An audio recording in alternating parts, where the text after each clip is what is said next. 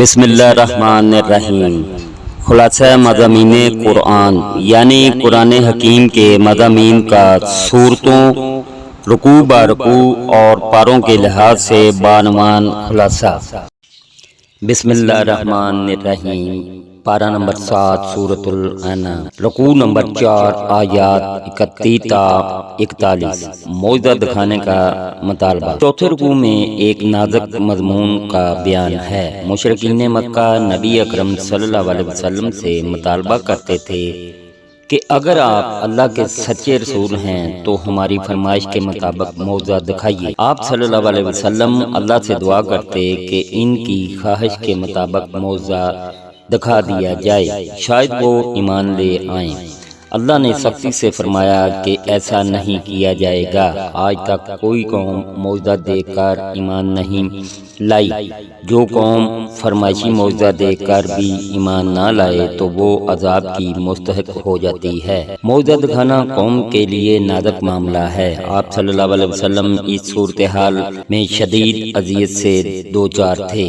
مشرکین معجزہ نہ دکھانے پر آپ صلی اللہ علیہ وسلم کا مذاق اڑاتے تھے اور اللہ سختی سے معجزہ دکھانے سے انکار فرما رہا تھا۔ اللہ نے آپ صلی اللہ علیہ وسلم کی دلجوئی کے لیے فرمایا کہ کائنات میں ہر مخلوق کا ایک منظم گروہ کی صورت میں ساتھ رہنا بھی معجزہ ہے۔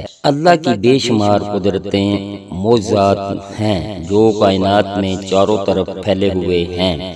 مشرکین انہیں دیکھ کر بھی ایمان نہیں لا رہے۔ وہ تو محض اپنے کفر کا جواب پیش کرنے کے لیے فرمائشی معجزات کا مطالبہ کر رہے ہیں۔ فرمائشی معجزہ دکھایا جائے، وہ تب بھی ایمان نہیں لائیں گے۔ ان قریب وہ اپنے کفر کا برا انجام دیکھ لیں گے۔ رکوع نمبر 5 آیات 42 تا 50۔ اللہ کی عطا کردہ ہدایت سے رخ پھیرنے والا اندھا ہے۔ 5ویں رکوع میں اللہ کی اس سنت کا بیان ہے کہ اس نے جب بھی کسی قوم میں رسول بھیجا تو قوم پر ساتھ ہی کوئی آفت بھی نازل کی تاکہ لوگوں کے دلوں میں خدا خوفی اور رقت پیدا ہو، وہ رسول کی دعوت کی طرف متوجہ ہوں۔ بدقسمتی سے قوموں نے آفات سے سبق حاصل نہ کیا، شیطان نے ان کے برے اعمال کو مزین کر دیا۔ آخرکار اللہ نے بڑے عذاب کے ذریعہ ایسی قوموں کو صفحہ ہستی سے مٹا دیا۔ رکوع کے آخر میں نبی اکرم صلی اللہ علیہ وسلم کا کافروں سے آجزانہ خطاب ہے۔ آپ صلی اللہ علیہ وسلم نے فرمایا کہ میں نے یہ دعویٰ نہیں کیا کہ میرے اختیار میں اللہ کے خزانے ہیں یا میں غیب کی خبروں سے واقف ہوں، نہ ہی میں نے فرشتہ ہونے کا دعویٰ کیا ہے۔ پھر تم کیوں مجھ سے معجزات طلب کر رہے ہو؟ میرا دعویٰ یہ ہے کہ میں اللہ کا رسول ہوں اور اس کی دی ہوئی ہدایت کی پیروی کرتا ہوں۔ اللہ کی عطا کردہ ہدایت کی پیروی کرنے والا بینا اور اس سے رخ پھیرنے والا اندھا ہے۔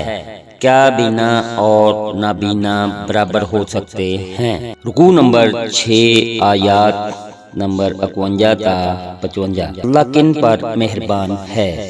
چھٹے رکوع میں نبی اکرم صلی اللہ علیہ وسلم کو تلقین کی گئی کہ وہ سرداران قریش کے اس مطالبہ کو رد کر دیں کہ آپ صلی اللہ علیہ وسلم اپنے پاس سے ان لوگوں کو دور کر دیجئے جو ہمارے غلام ہیں یا پیشہ کے اعتبار سے کم تر درجے کا کام کرنے والے ہیں۔ اللہ کے نزدیک ان غلاموں اور محنت کرنے والے مومنوں کی بڑی قدر ہے۔ وہ دن رات اللہ کو پکارتے ہیں اور اس کی رضا کے طلبگار ہیں۔ ایسے لوگ تو اس قابل ہیں کہ جب وہ نبی اکرم صلی اللہ علیہ وسلم کے پاس آئیں تو آپ صلی اللہ علیہ وسلم انہیں سلامتی کی دعائیں دیں اور بشارت دیں کہ اللہ تمہارے حق میں بڑا غفور اور رحیم ہے۔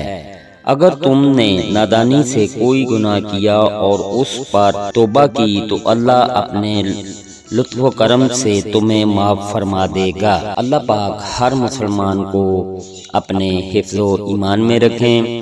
آمین ثم آمین یا رب العالمین۔ اللہ حافظ۔